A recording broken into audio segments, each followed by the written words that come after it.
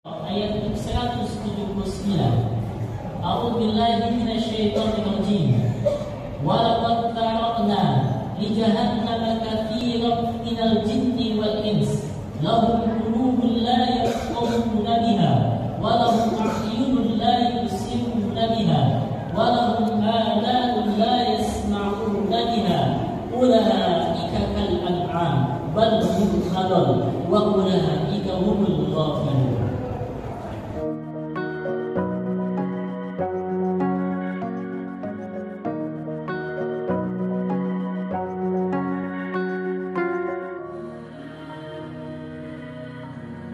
Kata Allah, dan sungguh kami akan penuhi neraka jahanam itu.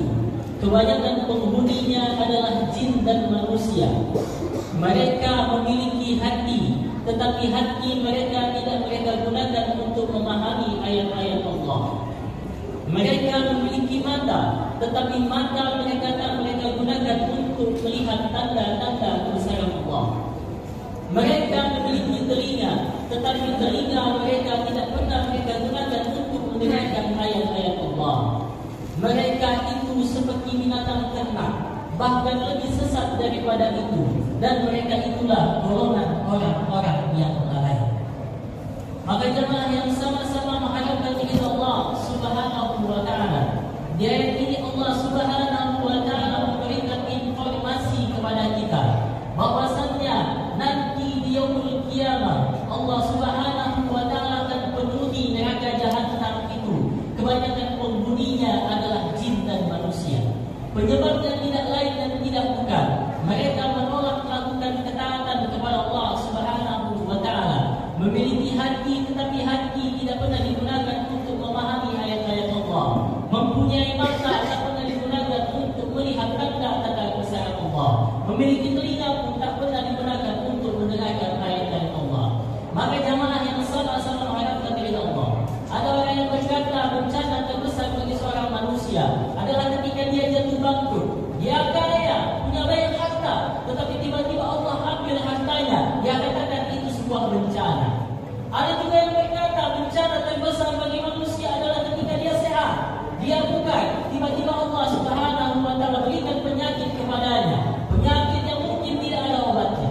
Ada pula yang mengatakan bencana terbesar bagi seorang manusia adalah ketika bencana alam terjadi, gempa bumi terjadi, angin puting beliung terjadi, banjir bandang terjadi. Maka jemaah yang sama-sama mengharapkan kepada Allah Subhanahu wa Ta'ala, ayat ini berbicara tentang bencana yang paling besar bagi seorang manusia. Apa itu? Ketika seorang manusia hidup di dunia, dia tidak gunakan hatinya untuk memahami ayat Allah. Dia punya mata, tapi mata tidak pernah digunakan untuk membaca ayat Allah. Dia punya telinga, tidak pernah digunakan untuk mendengarkan ayat-ayat Allah. Maka itulah bencana terbesar bagi seorang manusia. Kenapa? Kata Allah, dia hidup di dunia ini tidak lebih baik daripada binatang ternak, bahkan lebih sesat daripada binatang ternak. Maka jamaah yang sama-sama mengharapkan ridha Allah Subhanahu wa Ta'ala. Dulu Buya Hamka pernah berkata, kalau hidup sekedar hidup, babi di hutan juga hidup. Kalau bekerja sekedar bekerja, monyet di hutan juga bekerja. Maka jamaah yang sama-sama mengharapkan ridha Allah Subhanahu wa Ta'ala. Yang membedakan kita dengan hewan, yaitu kita diberikan keimanan dan akal oleh Allah Subhanahu wa Ta'ala.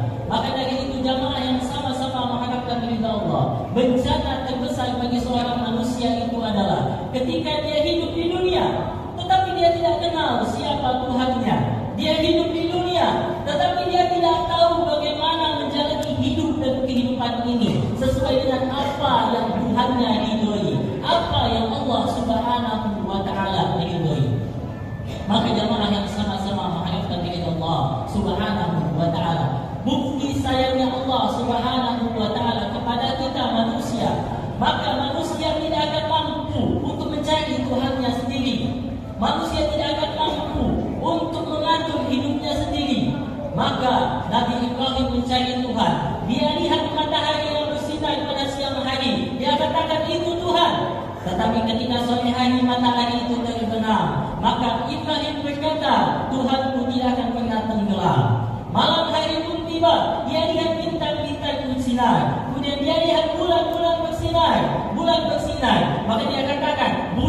paling besar bersinar, Dia adalah Tuhan. Maka ketika pagi hari tiba-tiba bintang dan juga bulan tadi menghilang, maka Ibrahim berkata bahwasanya Tuhan itu tidak akan pernah menghilang. Maka jamaah yang sama-sama mengharapkan kepada Allah, ketika manusia memaksa akalnya untuk mengenal Tuhannya, maka dia tidak akan mampu. Bukti sayangnya Allah Subhanahu wa taala kepada kita, Allah utus yang namanya Nabi dan Rasul. Walaqad ba'atsna fi kulli ummatin rasulan an ibudullaha wajtanibut taghut. Dan sungguh kami telah utus pada setiap zaman, setiap masa, setiap kaum itu utusan untuk mengajarkan kepada manusia siapa Tuhannya, siapa Allah Subhanahu wa taala yang menciptakan dia dan seluruh alam semesta ini. Maka jamaah yang sama-sama mengharapkan kepada Allah, kita mengenal akhirnya qul huwallahu ahad. Katakan Allah itu esa, Allahus samad, lam yalid wa lam yulad wa lam yakul lahu kufuwan ahad. Karena yang mengerti tentang Allah adalah Allah sendiri. Allah kirim utusan dan Allah Subhanahu wa taala kirimkan kita sebagai panduan bagi para nabi dan rasul untuk diajarkan kepada manusia. Kemudian jamaah yang sama-sama menghadapkan kepada Allah Subhanahu wa taala, setiap nabi dan rasul itu diberi subuh, diberi syariat oleh Allah Subhanahu wa taala sampai rasul yang terakhir, Nabi Muhammad sallallahu alaihi wasallam. Huwallazi arsala rasulahu bil huda wa dinil haqq. Dia Allah Subhanahu wa taala yang mengutus Rasulullah sallallahu alaihi wasallam dengan petunjuk dan dinul Islam, yaitu agama Islam. Supaya apa? Supaya manusia dapat menjalani hidup dan kehidupan ini sesuai dengan apa yang Allah ridhoi. Maka Allah Subhanahu wa taala turunkan satu paket, yaitu ad-dinul Islam sebagai panduan bagi kita menjalani hidup dan kehidupan kita. Supaya kita hidup tidak sama dengan hewan, supaya kita dapat membedakan yang mana yang baik, yang mana yang buruk, yang mana diridhoi dan dimurkai oleh Allah Subhanahu wa taala. Kemudian jamaah yang sama-sama mengharapkan kepada Allah Subhanahu wa taala, maka kita hari ini bisa kenal siapa Tuhan kita. Kita hari ini bisa mengenal apa itu Islam. Kita hari ini bisa sholat di masjid yang megah ini dengan kipas angin dan AC yang ada di dalamnya. Maka jamaah yang dirahmati oleh Allah Subhanahu wa taala, ini adalah buah perjuangan para nabi dan rasul, ditutup dengan Nabi Muhammad sallallahu alaihi wasallam, dituluskan oleh para sahabat, dituluskan oleh para ulama. Mereka melakukan satu gerakan, yaitu gerakan dakwah ilallah. Maka jamaah yang sama-sama mengharapkan kepada Allah Subhanahu wa taala dari 1400 tahun yang lalu, akhirnya hari ini di kota Pekanbaru pun kita dapat merasakan itu Islam. Maka jamaah yang dimuliakan oleh Allah, ini semua adalah jeripaya dakwah yang dilakukan oleh para pendahulu kita. Kenapa? Karena mereka memahami betul ketika mereka telah menerima cahaya Islam, mereka menerima pengetahuan tentang Tuhannya, kemudian mereka menerima pengetahuan bagaimana menjalani hidup dan kehidupan ini sesuai dengan ajaran Islam. Mereka memiliki kewajiban, yaitu mendakwahkan Islam. Bahkan mendakwahkan Islam ini menjadi ciri yang melekat bagi kita umat Islam. Sebagaimana Allah Subhanahu wa taala berfirman di dalam Quran surat Al-Imran ayat 110. Kata Allah, "A'udzu billahi minasyaitonir rajim. Kuntum khairu ummah ukhrijat lin-nas ta'muruna bil ma'ruf wa tanhauna 'anil munkar wa tu'minuna billah." Kalian umat Islam, kata Allah, adalah umat yang terbaik yang dipilih Allah untuk manusia. Kalian diperintahkan untuk menyuruh kepada yang ma'ruf dan mencegah dari yang munkar serta beriman kepada Allah Subhanahu wa taala. Maka jamaah yang sama-sama mengharapkan kepada Allah, dakwah menjadi satu kewajiban yang diwariskan oleh Rasulullah sallallahu alaihi wasallam pada setiap umat Islam, bahkan kepada individu kita. Rasulullah bersabda, "Balighu anni walau ayat." Sampaikanlah olehku walaupun hanya satu ayat saja. Kemudian Allah Subhanahu wa taala juga berfirman, "Ya ayyuhalladzina amanu qu anfusakum wa ahlikum nar." Wahai orang-orang yang beriman, pelihara dirimu dan keluargamu dari azab api neraka. Apa maknanya? Wahai orang-orang yang beriman, dakwahi dirimu istrimu, dakwahi orang tuamu, jangan sampai mereka masuk api neraka.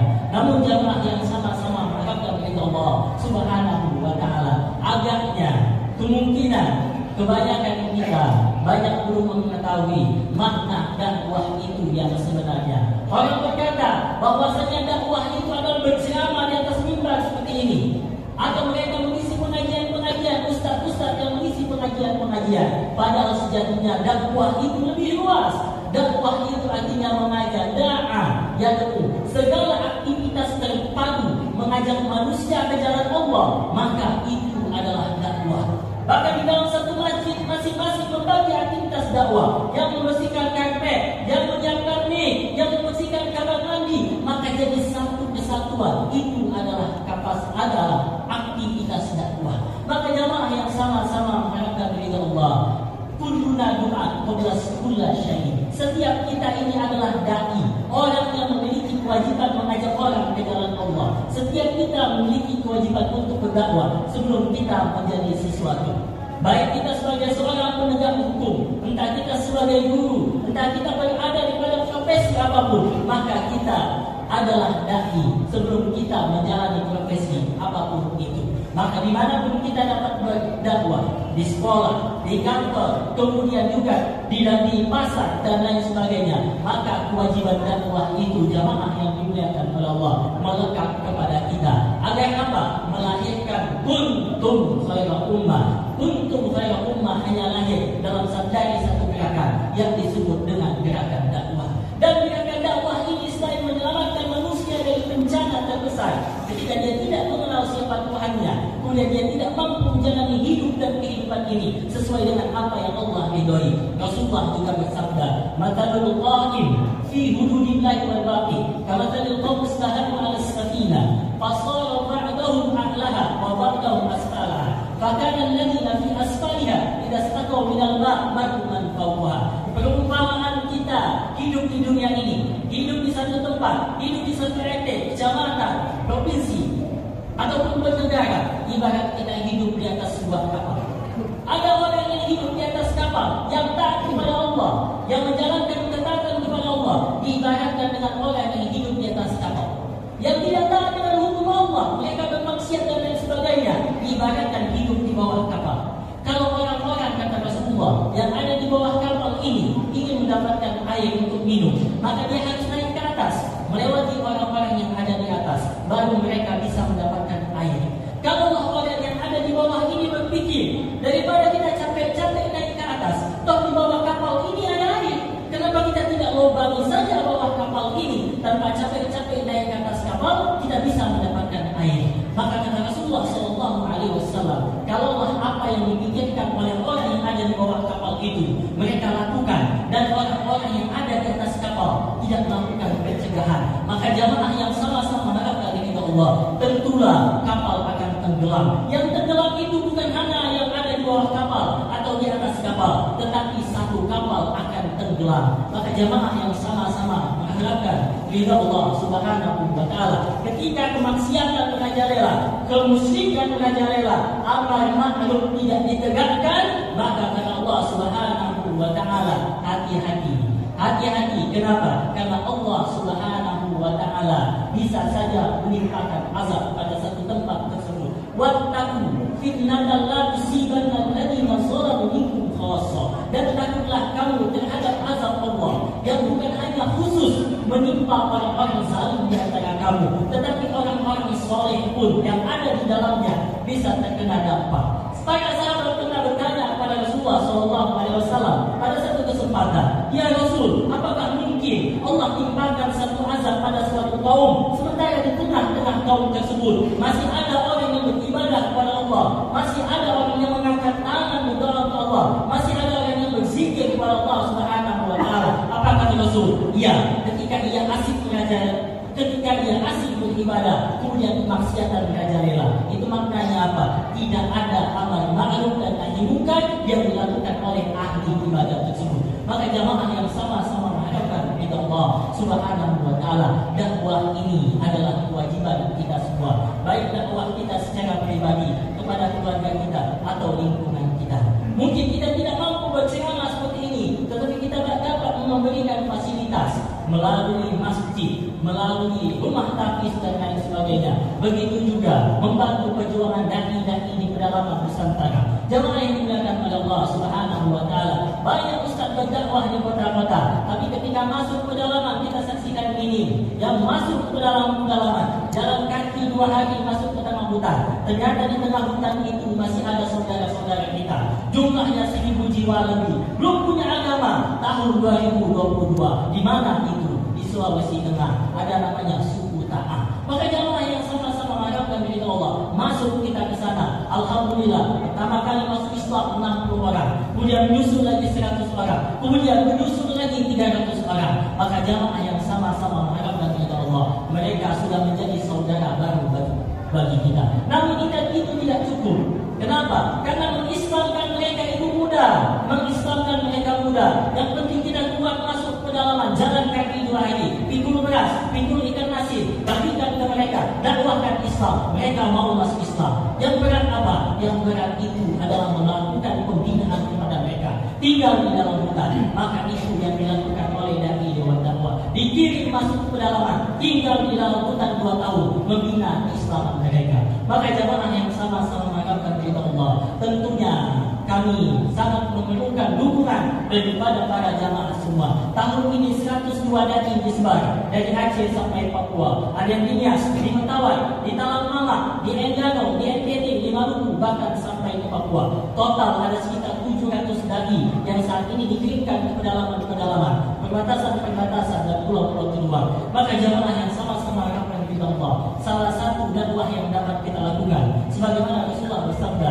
"Man jahaza ghaziyan fi sabilillah faqad ghaza." Barang siapa yang menyiapkan perbekalan bagi orang-orang yang berjuang di jalan Allah, walaupun fisik tidak sampai di medan juang, fisik tak sampai di Enggano, fisik tak sampai di Nias, fisik tak sampai di Talang Mama, tetapi ketika dia membekali dai-dai yang berjuang, maka insyaallah pahalanya sama dengan yang berjuang tersebut. Maka jamaah yang sama-sama mengharapkan dari Allah Subhanahu wa taala, Allah berfirman, "Wa tujahiduna fi sabilillah bi amwalikum wa anfusikum." Dan hendaklah kamu berjihad di jalan Allah dengan harta-harta terbaik yang kamu miliki dan dengan diri-diri kamu. Maka kalau kita bisa berdakwah kedalaman dengan waktu, tenaga, pikiran kita, maka kita berinfak untuk membantu dakwah dalam. Maka jamaah yang sama-sama mengharapkan dari Allah Subhanahu wa taala melalui momentum daripada khutbah Jumat ini, pentingnya dakwah bagi kita umat Islam. Tentunya akan lahir kuntum khairal ummah, dan juga orang-orang kuntum khairal ummah ini tentunya memiliki keimanan dan ketakwaan kepada Allah Subhanahu wa taala. Dan janji Allah, walau anna ahlal qura amanu wattaqau la fatahna 'alaihim barakatin minas samai wal ardh. Maka kunci kesuksesan seorang mukmin, kunci kesuksesan kaum muslimin ketika ia mengharapkan keberkahan dari Allah Subhanahu wa taala, tak cukup dengan sains dan teknologi, tak cukup, tetapi agar melahirkan umat yang dia mendapatkan keberkahan dari Allah Subhanahu wa taala seperti umat awal Rasulullah. Khairul quruni qarni, sebaik-baik masa adalah masaku. Tsumma alladhina yalunahu, kemudian masa setelah itu. Tsumma alladhina yalunahu, kemudian masa setelah itu. 3 generasi awal ini dibangun dengan dakwah, keimanan dan ketakwaan kepada Allah Subhanahu wa taala. Maka inilah yang mampu membawa keberkahan bagi kita umat Islam. Barakallahu wa lakum fil Qur'anil azim wa nafa'ani wa iyyakum